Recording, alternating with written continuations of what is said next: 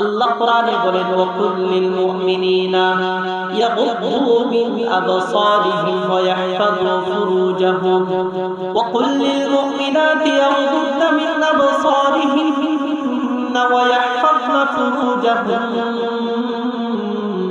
আমার আল্লাহ কোরআনে ডাক দিয়ে বলেন, আমার বান্দারা শোনো, তোমরা নিজেদের চোখটাকে অবনত করো, নিজের দৃষ্টিকে সংযত রাখো, নিজের এই দৃষ্টিকে সংযত রাখো। পুরুষরা কোনো মহিলার দিকে তাকাবে না। তোমাদের চোখের হেফাজত করবা, পাশাপাশি নিজের লজ্জাস্থানের হেফাজত করবা।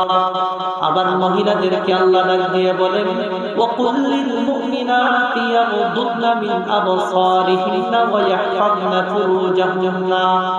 এ আমার উম্মতের নারীরা, তোমরা নিজেদের চোখটাকে হেফাজত করো। নিজের চোখ কখনো পর পুরুষের দিকে দিবে না, নিজের দৃষ্টি কখনো পর পুরুষের দিকে দিবে না, এবং তোমাদের লজ্জাস্থানকে হেফাজত করো। আল্লাহ রাসূল হাদিসে বলেন, যে পুরুষ বেগানা মহিলাকে দেখে মজা দিবে, স্বাদ আস্বাদন করবে,